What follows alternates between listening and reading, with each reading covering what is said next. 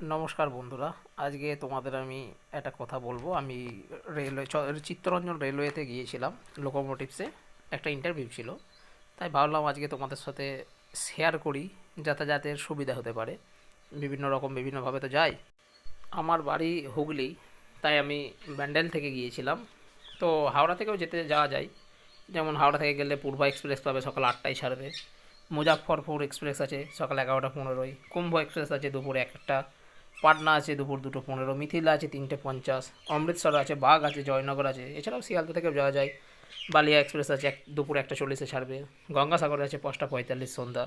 গোরক্ষপুর আছে, পূর্বাঞ্চল আছে। অনেক কিছুই ট্রেন পাওয়া যায়। এছাড়াও কাটা সার্ভিসে গেলেও যেতে পারে এখান থেকে।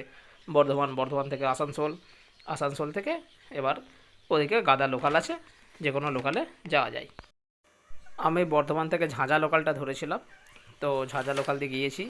আমি ঝাঁঝা লোকালটা চেপেছি, খুব তাড়াতাড়ি পৌঁছে গিয়েছি। আমি একদম আসানসোলের পরেই বড়াচক, সীতারামপুর, সালানপুর, এটা রূপনারায়ণপুর, এরপরেই আসবে। এইবার এই চলে এলাম চিত্তরঞ্জন স্টেশন থেকে নেবে সামনেই আমরা অটো স্ট্যান্ড পেয়ে যাব। অটো বা টোটো এখানে ধরলে একটু বেশি টাকা নেয়। এখান থেকে আরেকটু কিছুটা হেঁটে গেলে, মোটামুটি 200-300 মিটার হেঁটে গেলে ওখানে বাস স্ট্যান্ড আছে। গেট আছে, গেটের কাছে বাস স্ট্যান্ড পাবো। এই গেটের কাছেই বাস স্ট্যান্ড। এই বাস স্ট্যান্ড এখানে ধরলে 10 টাকা নেবে, একদম পুরো নামিয়ে দেবে চিত্তরঞ্জন লোকোমোটিভস, একদম গেটের গোড়াতেই।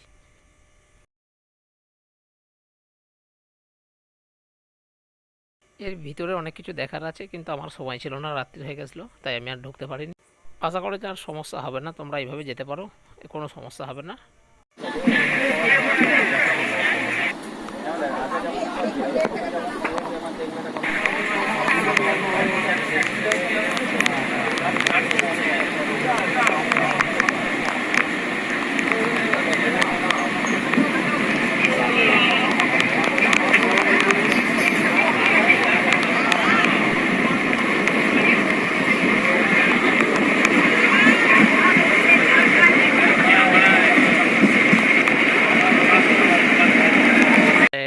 ব্যান্ডেল দিয়ে এবার আমি আমার মতো সোজা বাড়ি চলে এলাম।